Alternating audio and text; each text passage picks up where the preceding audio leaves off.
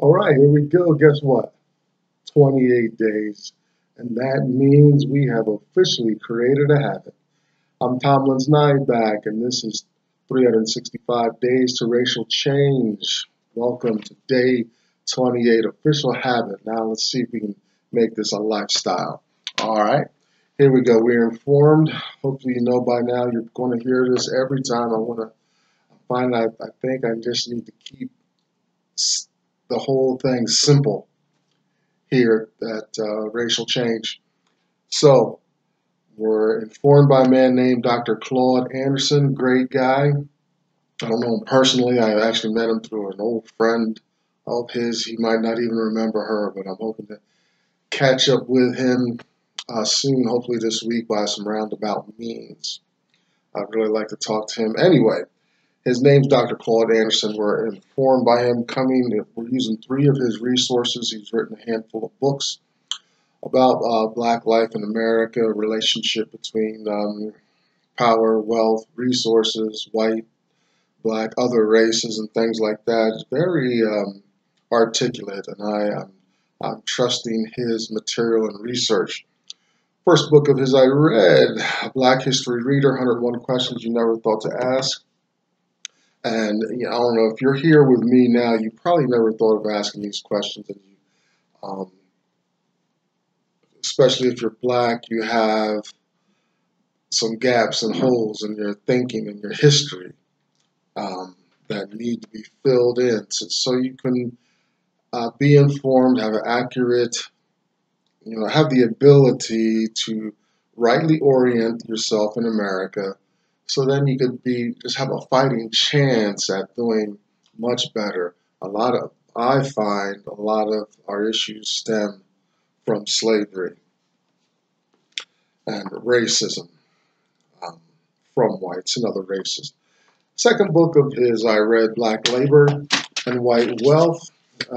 We are going through this series now. You're wrapping up, but this is day 6, I think, of it. We got one more day to go, excuse me.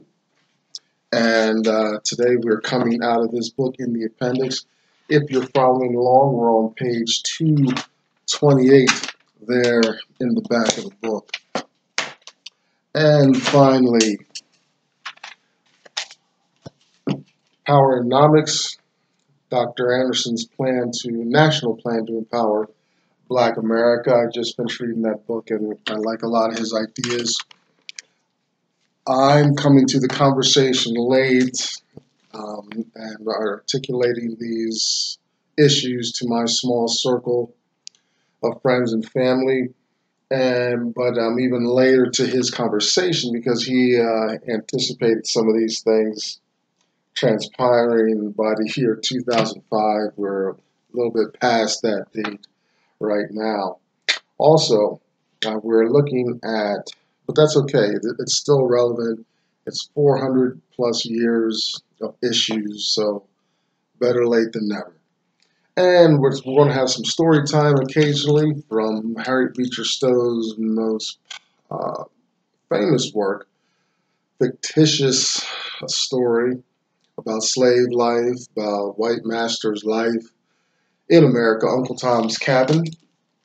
And we'll look at that. I want to get into her work because even though it's fictional, it did shape a lot of the relations and realities between whites and blacks in America.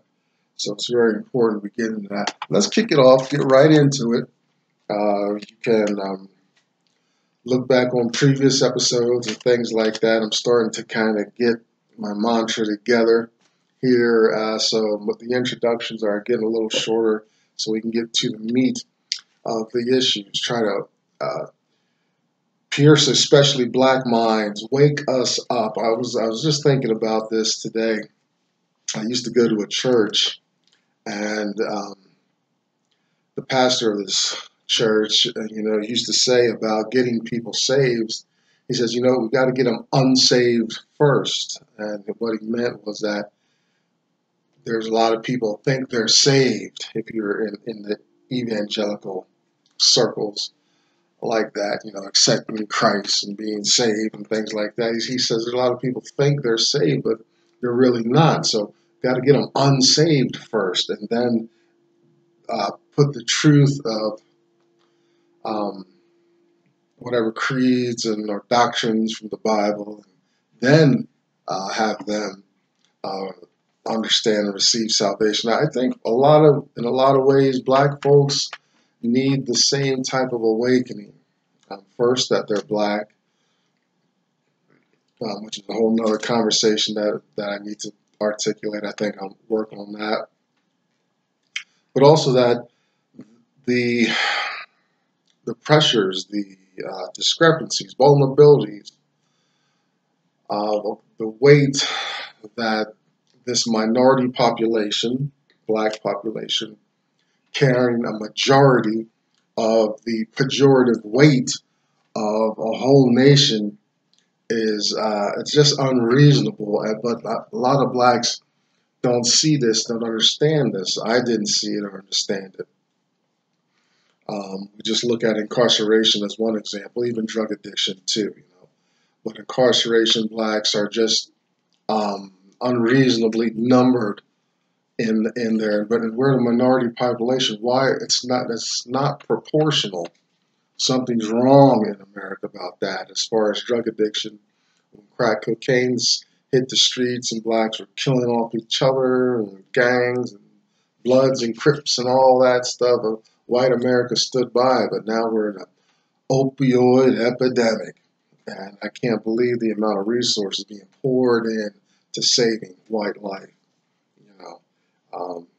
So there's these discrepancies in America.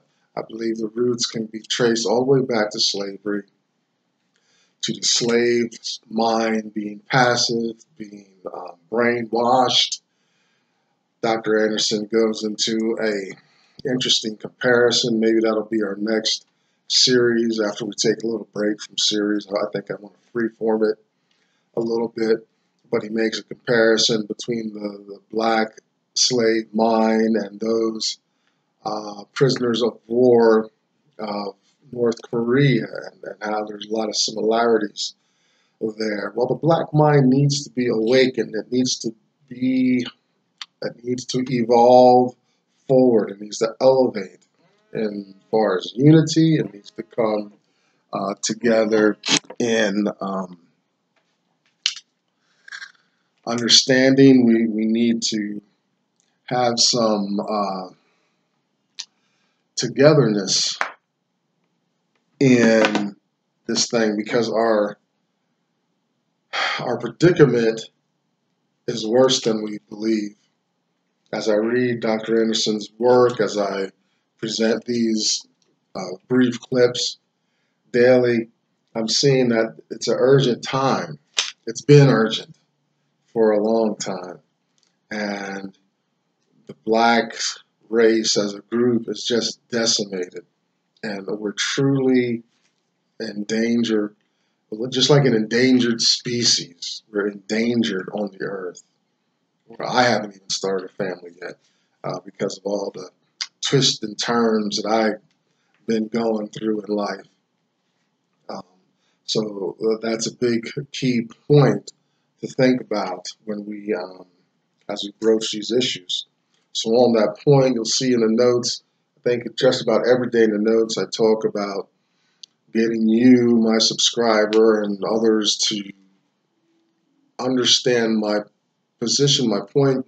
I'm trying to forward the idea that the slave mind prevails and still inundates and infects the black community up into this day, into the 21st century, in a whole lot of ways, and ways we're going to find in Uncle Tom's Cabin, and through slavery, and through this series of laws that we're looking at. Also, the prevalence of the entitled white mind and the privilege. And boy, it's, around, I was leaving work today and I saw all the managers and the white men in position, and it's really starting to stand out to me about this white power and privilege, and how normalized it is, and how I think I'm not a part of that community. I've got the skills, ability, and all. I got everything I need, except I'm black. Okay, very important to distinguish. So we got a long way to go. Long way to go. Also, blacks. This is I consistently put this in the notes over these past few days. Is that blacks aren't playing the game of race rightly. It's nice to be altruistic and benevolent, seeking good and keeping community unity. But the people we keep this our part with aren't keeping it with us, not economically, not socially. I joked about this early on in this project, how I'm the last person people sit with on the train. This is a community. This American system wants me to put my money towards insurance and be a part of these economic pools of wealth, yet the community which I'm participating with, won't even sit with me on the train, on the public train, or they'll sit with me last, or I could see the exasperation on their face. It's a big black guy I got to sit next to, and so I have feelings about using my resources, my hard work, throwing that into a pot where I'm not getting back anything. I don't even go to the doctor like that. So let's jump right in. Again, page 228, Black Labor, White Wealth. We're going to the northern laws. We're going to look at some of the northern issues. They're the same as the black issues and things like that. And the North was slavery for a time. Hopefully tomorrow I'll remember to get some dates on when this when the line was created between North and South. But remember, the whole nation was a slave nation for a long time. Okay, so this is started at 1660. Oh, you'll find this list in some of these states or colonies repeated. I don't know why Dr. Anderson did that. I don't want you to get stuck on that. But if you're like me and very meticulous about literature, and especially what you hear, you're going to say, hey, that state, you talked about that state in the South. And so don't get bogged down by that. That's not the point of that. Because I know you're out there, because I'm like that. Why is there state and why is it North and South? Don't worry, that's not the point. We're looking at the roots of the slave mind, the roots of the entitled mind. Okay, does it persist and prevail over time? Is it passed on, passed down? Okay. All right, 1660, Connecticut military law barred blacks from military service. I made a note on this. This kind of stuck out to me because blacks, slave and free, served in the military. They served in the Revolutionary War military. They served on both sides of the Civil War. Okay, so this is 1660. This is about 115 years before the Revolutionary War. So the military is incredible. Ask the women. World War II, right? All the men are leaving, going over there, right? Germany and Japan and all these. World War II was pretty intense. So the men are leaving the country, spilling out of the country. So the women come in, right? Before, women were barred from some of this kind of industrial work that was needed to keep the war machine going, right? But America, they found a way to get the women back in there and related it to keeping house and stuff. It's very interesting, the rhetoric to entice women to come along. But after the war, they essentially disarmed the women and sent them back home while the men came back to their lucrative jobs and things like that.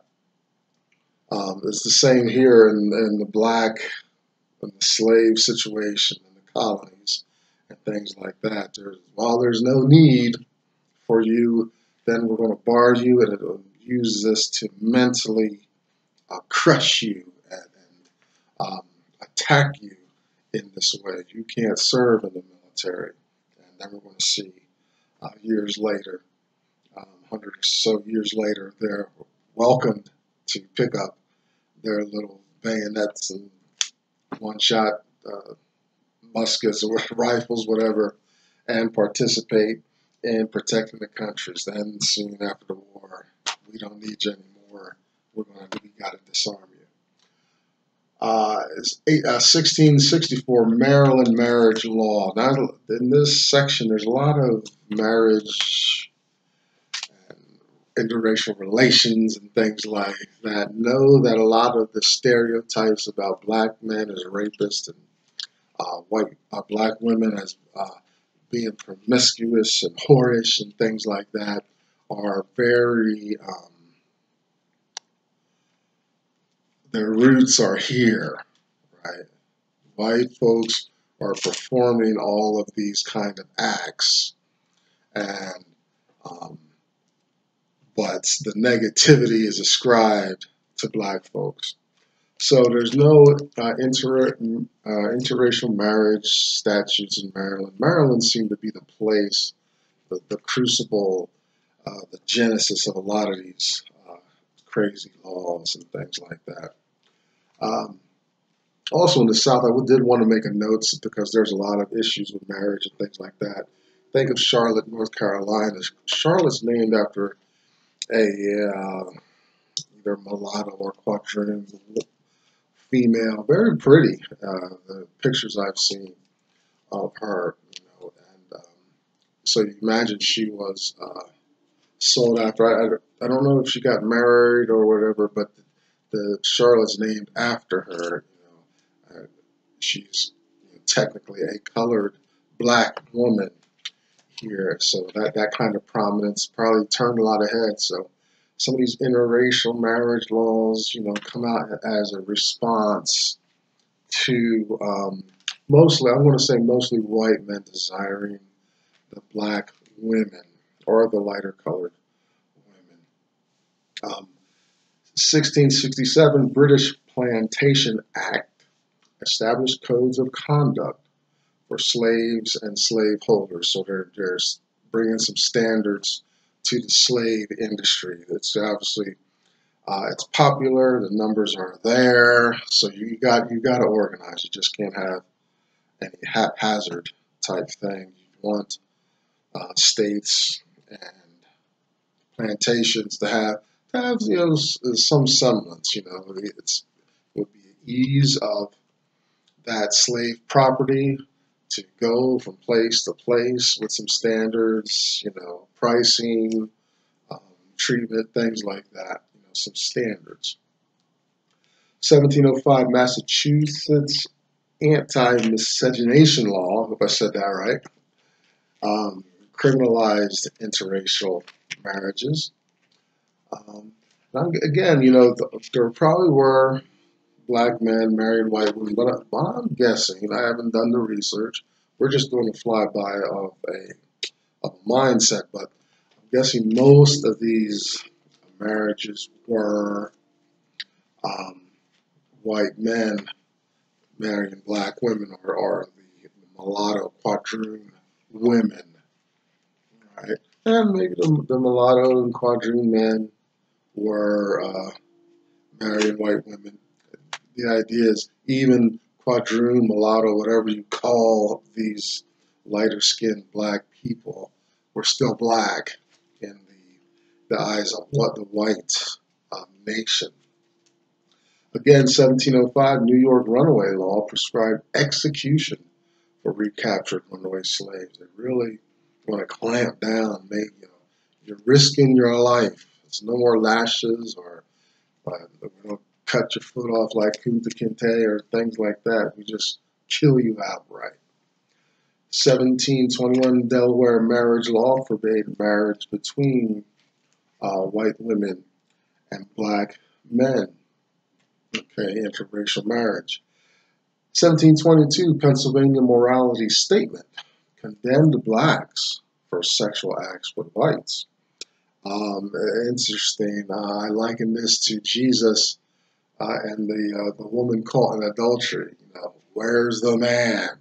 You never see both parties. The most vulnerable party is held up for trial, and it's no different here. This Pennsylvania morality statement. Where's the white person? Or is this an act of rape? I don't see that language here. I see consensual activity. If it's that, then where's the white person, the other white part of this problem? Okay.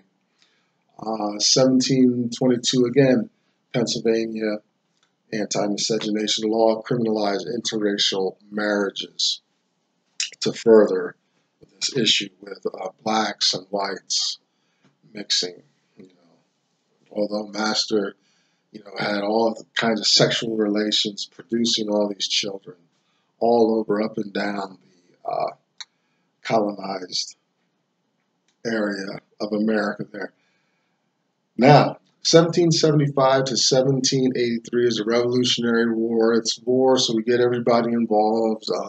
I stated before that this war, you had plenty of black labor now fueling the militias and armies of America then at the time. Now also, but I forget to include black involvement in the war as fighters, free and slaves.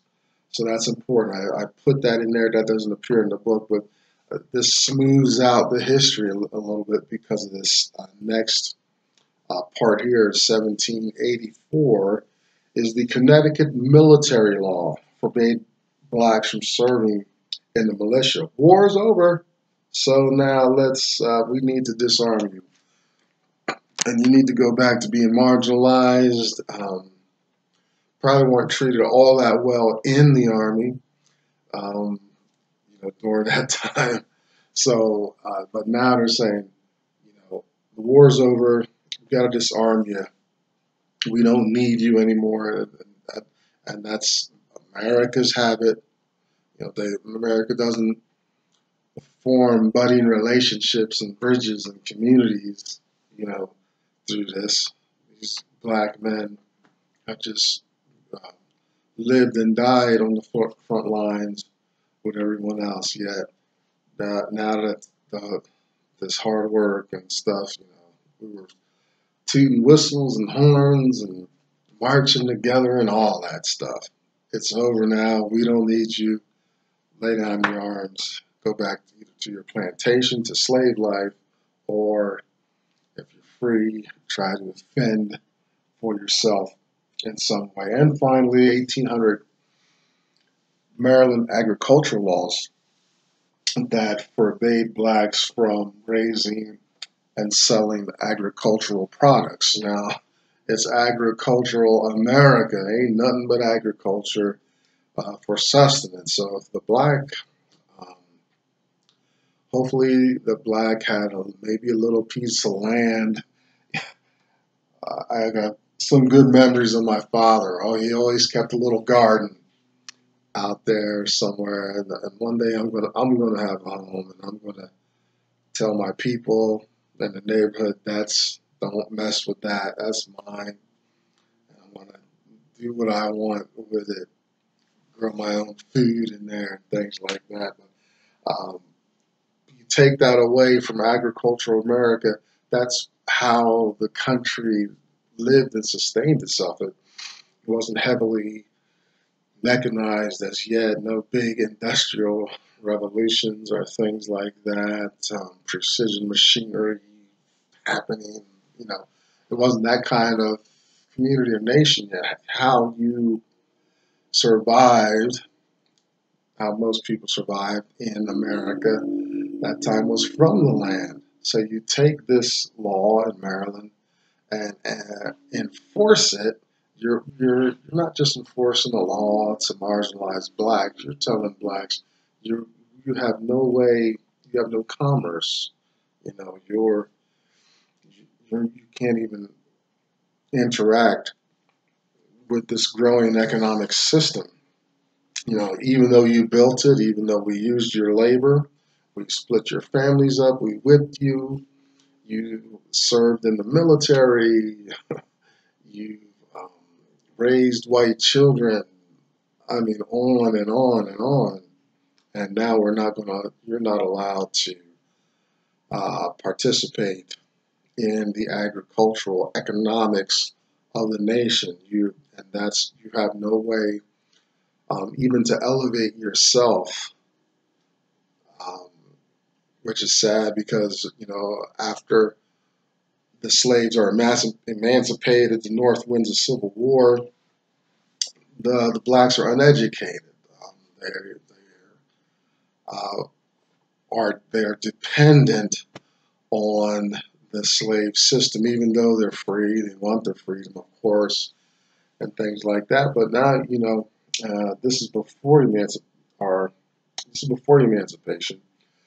But they're saying you don't, you know, you can't work.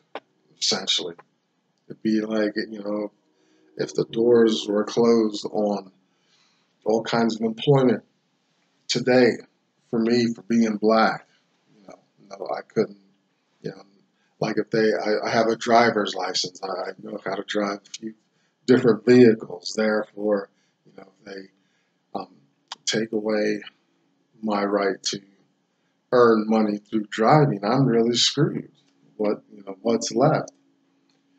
So that's, you know, this recurring thing that blacks had to deal with. You know, when we were going through the Southern codes, there was one page where it's 50 years of these constant outpourings and utterances of laws. Here we have 140 years of, laws and lifestyles and indoctrination, brainwashing on both sides. Yeah, I mean, were our whites stronger from uh, being so, how can I say, like sadistic and particular in exercising their privilege like that? You know, so there. I mean, it's a damaged whiteness in a sense that I see, you know, skulking about the streets of America, you know, with entitlement and privilege and normalcy and things like that. Well, you know, us blacks, have to deal with the same thing, just it's a negative twist on it. And there ought to be more equity and things like that, but we can hang up seeing that consistently anytime soon. So we got a long way to go, long way to go. So tomorrow we'll wrap up the series on the safeguards and restrictions in North and South and all that. I think you get the gist by now. We're just going to hit the home run, hammer it home for one more day, just so that it's not like, you know, slavery didn't happen in a confined, exclusive bubble. This is a lifestyle that permeates the fabric of social American life, economic life as well. Right? We didn't get that far away from slavery. You know, I still work, and my proceeds go where I don't necessarily want them to go, and um, I'm living on land that's not mine, so I'm paying rents and things like that. My social group, my color group, my race does not benefit or benefits extremely little from my labor. I don't buy um, black products. Here's the Hispanic cultures are still into the food business. Where's the black packaged snacks? Huh? If they were on the shelf, would there be enough market for them? Patty LaBelle's doing really well right now, but I figured out my budget. I can't afford her stuff. And I love that sweet potato pie and his cobblers and stuff. All great stuff. I can't afford it. So I'm glad she's doing well, but we need more black products being bought by blacks and other races too. All right, I'm starting to digress and ramble. Anyway, I'm Tomlin's Knife back.